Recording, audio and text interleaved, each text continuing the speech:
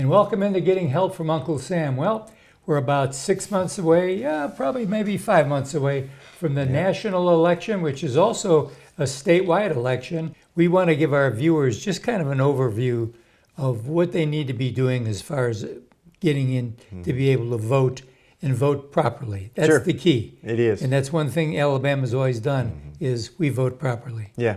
We've got a good system in Alabama. You know, I'm a former probate judge, as you know. Yes, right. From down in Pike County during my days there. Served about 10 years as the chief elections official down in Troy and Brundage and Banks and Pronto and all those places in Pike County, Henderson. But it gave me a lot of local experience to be the chief elections official there, and a natural transition to the secretary's office to make sure that our elections are secure, fair, transparent, accountable, and people have confidence in them. And that's what we want to do. And the team and I and the Secretary of State's office have been working hard since January of 2023. Wow. Getting ready and making sure that, we're going to be ready for November 5th of 2024. So well, the nice thing too is all the probate judges out there realize the fact you've sat in that seat. Sure. So they know what you're doing. Well, it's good to be able to speak their language, so to speak, Absolutely. because, I've sat exactly by what you just said. And so when they call and have a particular issue that may be,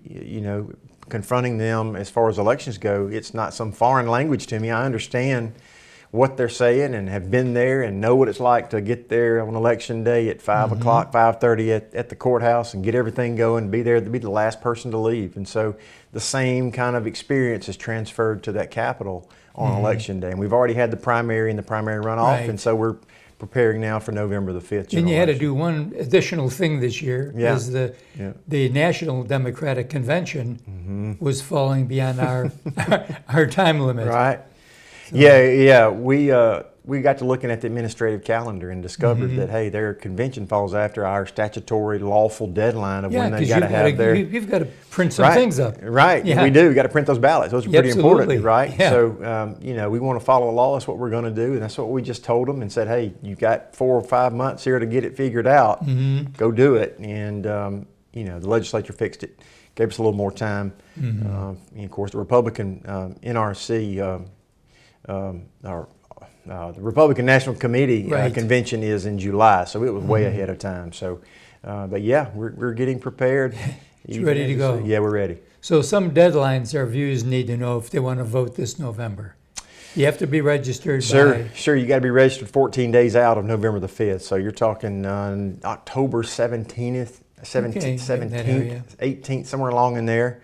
Is the deadline, but we got plenty of time for making sure people are registered to vote. So if you've moved inside your county or moved to Montgomery from another part of the state or even out of state, if you're coming from out of state to join Alabama, you can check alabamavotes.gov. That's our official website.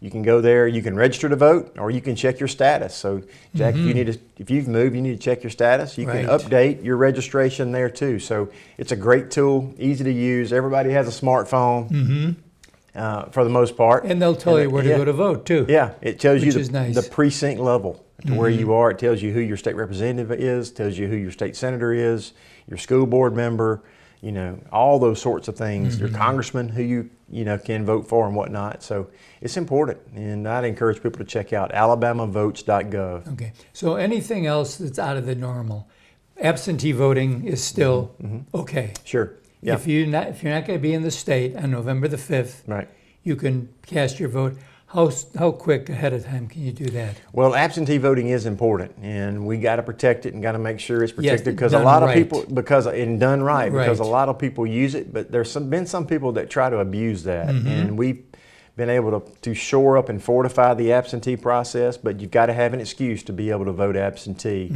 And, if you're going to vote absentee, you need to have it in early enough. The Thursday before the election has to be into the circuit clerk's office. So make sure that people leave themselves plenty of time to do that.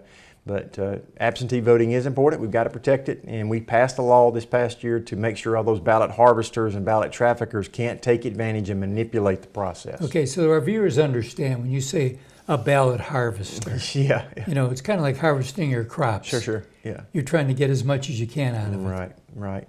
There's been some people out there in the past that have been getting paid and paying other people, and when the money hits the system, sometimes it creates issues. And so sometimes people go out and gather up all these absentee applications and try to manipulate the process. And we're not withholding anybody from being able to vote absentee. Any voter can choose anybody that they want for assistance, but the person assisting the voter cannot be compensated or paid. And we believe that is a common sense proposal and policy. And we're very, very confident and very proud of SB 1, the law that was passing. Thank Governor Ivey for signing it into law. SB 1, that means it was important. It was important. First thing to put on the ballot there. Right, yes, sir. Which is great. Yes, sir. So basically, right now, if you are going to vote absentee, sure, you need to go to your county courthouse to do it, or can you do it online? Sure. No, you can print off your application offline at alabamavotes.gov. But if you want to vote, if you're going to be out of the county, or you got to have some scheduled surgery or whatever the excuse may be, you can always go to your circuit clerk's office or your absentee election manager and apply there and vote there as well prior to. But that starts 55 days out when the ballots arrive. 55 days out. And the interesting thing, because our viewers always want to know, every state controls their own means of voting. So basically, get it in, get it done right, because in the state of Alabama, by the end of the day, we have an idea who won. Exactly right. At the end Isn't of the night, that amazing? Great concept. We're going to know who wins and loses. Amen. At the end of the night. Well, thank you so much. Sir. Just remember this, it's your right to vote, but your obligation to make sure you do it the right way. We'll be right back right after this.